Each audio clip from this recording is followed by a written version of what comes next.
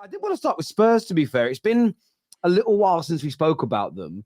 They were in a really bad run, but, a couple of wins on the bounce now. Your manager has adapted. That nonsense that he was going to, especially when you got a man sent off the other game, suddenly you weren't on the halfway line. He's adapted, won some games with those injured players and looking a lot more stable right now, Tottenham. Yeah. Look, I think that we had a blip. If you could say a blip, I think it brought a lot of people back down to reality. It looks like 2 wins in a row now. Looks like we can build some sort of momentum. We've got to carry that on now. We've got Everton at home. Not an easy game, but I would like to think that we've got enough firepower. I'd like to think that we've got enough firepower to get past Everton.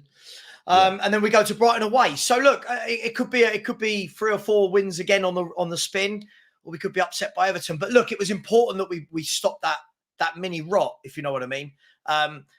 Lots of talk before the Villa game. Oh, Villa are bad away, came and beat us. Oh, West Ham, we should beat them at home.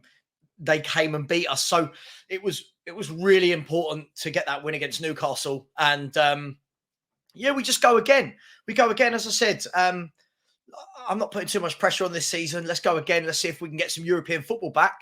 And hopefully some of those players will start coming back from injury in the new year. Look, I think it was important, of course, to stop the rot, but also there was this weird kind of polarizing views within the Tottenham fan base from some of the same people. We're winning the league down to without 1 or 2 players, we're absolute dog poo. And I always felt that both opinions were a little bit of an extreme. Yeah. You shouldn't be losing to West Ham, even with Maddison out, even with Van der Ven out, in the way that you did. You shouldn't have lost the Villa game, even with them out. The nonsense when all those Spurs fans, especially the Spurs fans in the media, who were pushing that narrative, I saw it on TalkSport of, no, we played a high line with 10 men and 9 men because that's Ange's way and he will not change and he will not adapt. This notion of we don't care if we don't win as long as we're playing good football. Big Ange himself come out and said, what a load of nonsense. If we're not winning football matches, we're not playing well. And then I thought the game at the weekend was really important for you because you won, but you had a man sent off. And yes, you didn't do what you did against Chelsea.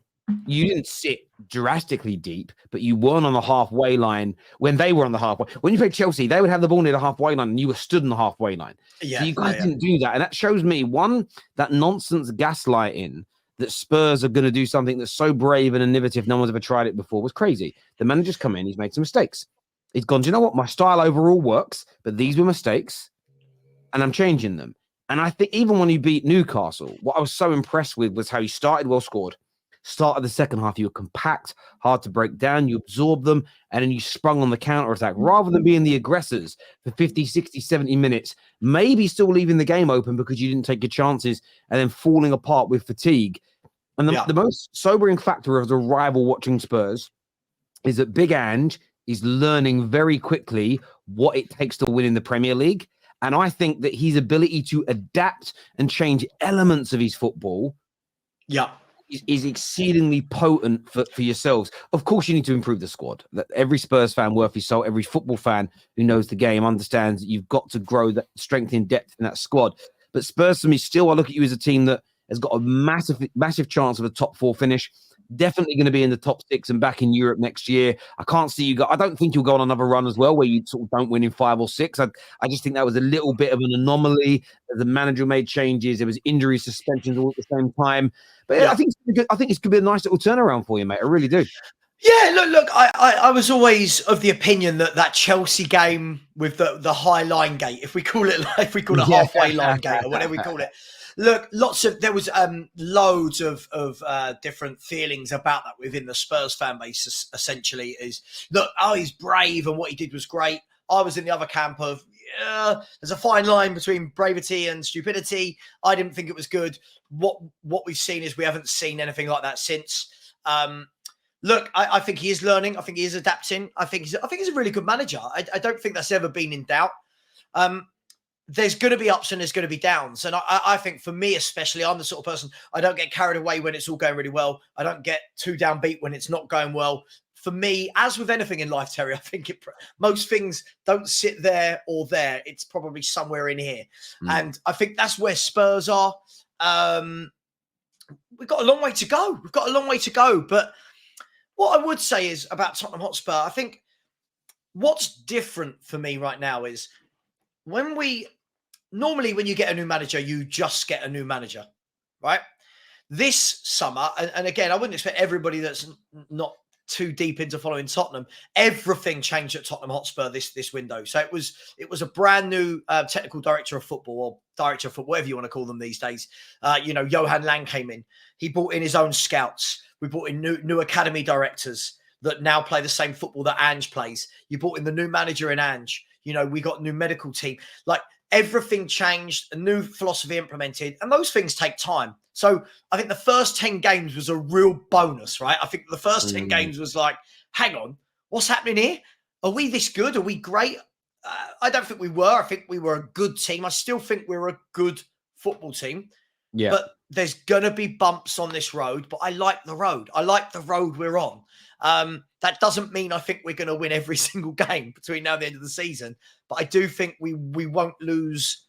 I don't think we're going to lose loads and loads of games, and we go again, and hopefully we start being a bit ambitious in the transfer window.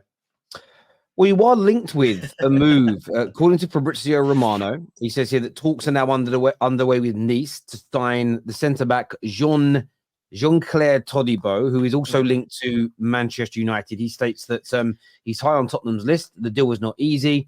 Yep. Spurs have also spoke to the players' camp in recent days as well. So it appears that centre-backs are right up on the sort of top of the priority list. In terms of this player, how much do you personally know about him?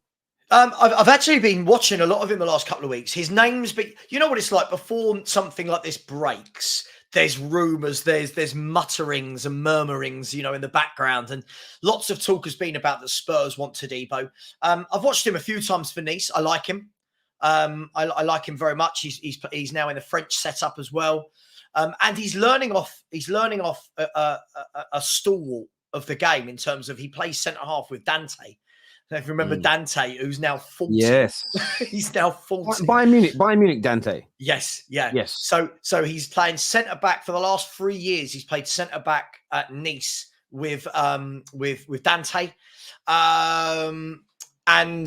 And they forged a really good partnership. And if I'm not wrong, I believe that in the top 5 leagues, Nice have the second best defence in Europe this season. So it gives you some idea into his potential, that he's learning off of Dante as well. And yes, I'm pleased with that. We really need another centre half, Terry. We really need another centre half. I think we've seen drastically that when Romero and Van der Ven were out, it was like, oh God, this is this is like going back to the dark ages of defending. So listen, we haven't signed him, but Romano has confirmed. He said yesterday, I don't know if you saw this. Romano said yesterday on Stream something, it's called Stream Fire or something. He said, look, I've got news for Spurs fans tomorrow about something that's happening at the club. So obviously we all went into overdrive going, oh my God, who are we signing? Oh my God, Mbappe's coming. And then a lot of people were saying that they thought it might be Tobido or Jota, the guy that played with Big Ange in Celtic. So really pleased to see that news today. I love it when Romano comes out with not an easy deal to do. And I'm thinking, this is Daniel Levy. No deal is easy to do. It's true. I also think part of it is because it's Nice. And of course, the Nice owner is about to buy 25% of Man United. Yes. And Man United have also been looking at him. And I'll be honest with you, this is one of those players I haven't watched lots of his games, and I never professed to watch lots of football. But what I've read about him, there's a player in there, technically gifted, physical specimen, a very good athlete.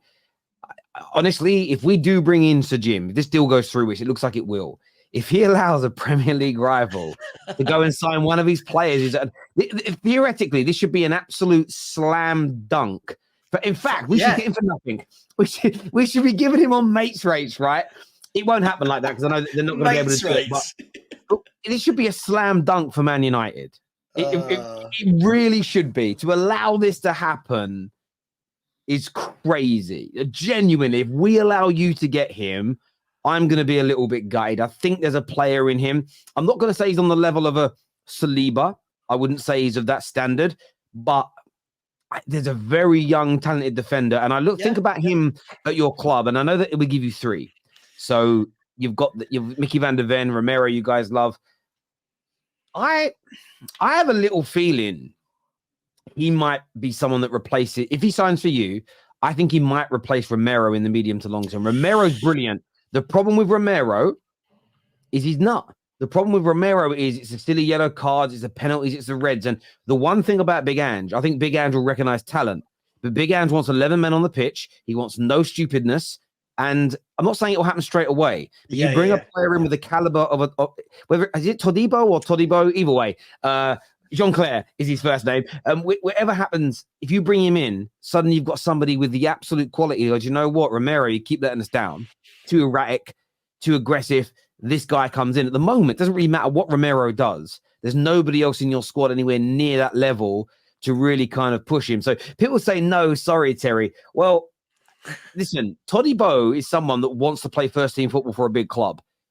If he joins Tottenham and he's sitting on that bench, it won't last there long and he'll be off somewhere else. So the point is, he's a first-team player, in my opinion, and I'm crediting you that. I don't think he goes anywhere in the Premier League without becoming a first-team player within a year to 18 months. So it's an interesting one for me. Yeah, look, if I could take the first part of that, the Sir Jim Ratcliffe part of that, and then I'll come to the Romero part of that.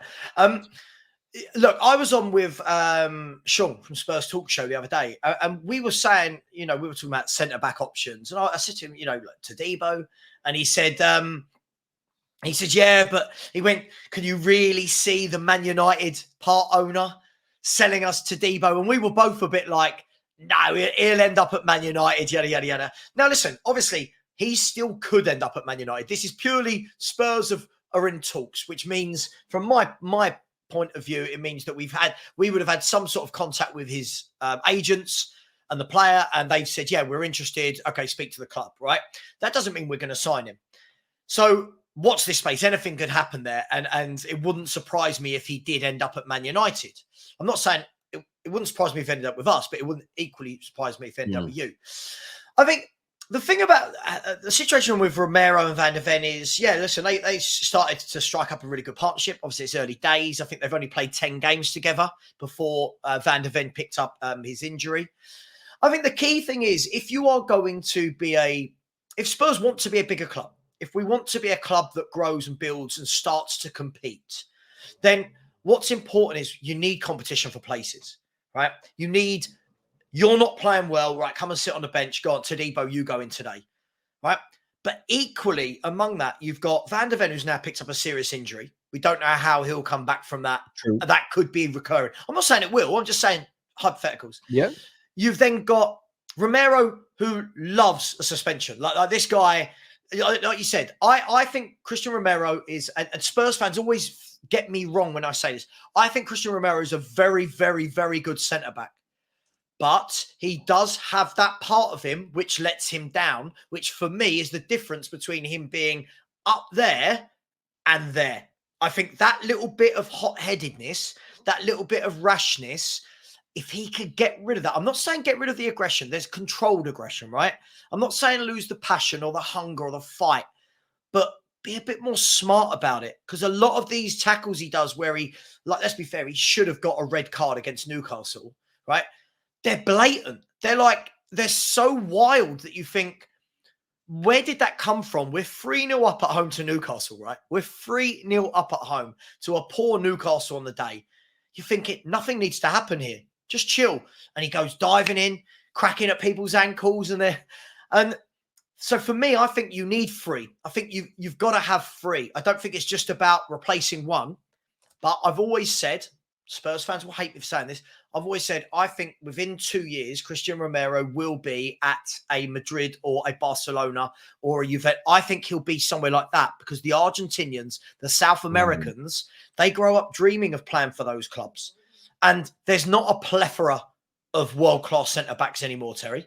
Like not like when we were growing up. Yeah, no, there's certainly. Listen, I think what you said there makes a hell of a lot of sense. And sometimes when you say, I think Tobido will become the first team at your club, it's people go straight to you're disrespecting my current guy. No, there's multiple reasons why it could happen. The same as I thought with Arsenal fans.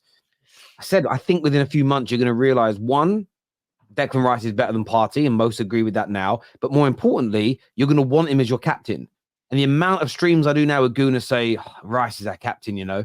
And it's just because it's not, stop being so attached to the players you love and think about your club. If Tobido comes in and is better than what you've already got, then he's going to play. And you won't actually care about Romero or even Mickey van der Ven, who you guys have fallen in love with very, very quickly. But I agree with your first point. I would be, again, the only way we don't go for him is if literally there's no money, or secondly, we've got, in our eyes, a better option. But what I've watched of this guy, he just looks really competent, looks technically good, and defensively I like him. Just watching him play, he plays. He looks like an athlete, right? He looks. Yeah, he looks. And I do think Premier League football has changed. And I was talking about this on a show I did the other day. You still need to have a good level. I think football in general has changed. You have to have a good level of technical ability to make it at the elite end of the spectrum. But if you have got a high standard of athleticism, if you are powerful and quick combined, and if you have agility, you've got and let's just say your technical ability is only a 6 out of 10. You've still got the chance to play for a big team now at a very high level, including Champions League football. If you've got an ability that's an 8 or a 9 or a 10 plus those physical attributes, you're going to be an absolute star. But the athleticism needed now to play elite level European football is so high, and Tobido has that. And when I watch him, there was talk about Onana and Arsenal recently, and I saw Culture Cam on DR Sports talk about it, and I just thought he's so right. Technically good to very good, but as a physical specimen, powerful, quick, energetic, great stamina. It's so needed in football right now. I mean, you've seen with Mickey van der Ven, when he was playing, your defensive line got caught out so many times, but because of his speed and power, they got to the box and won the ball back. So it's fine to play that high line. It's fine to commit so many players forward when you have the athleticism and the physicality to get back into shape. When you're Man United and you don't have a lot of athletes, that's a reason why, no matter how hard they work, we struggle to get back into shape. We struggle when we're caught out of position. So yeah, I think he could be a massive asset for anyone who gets him.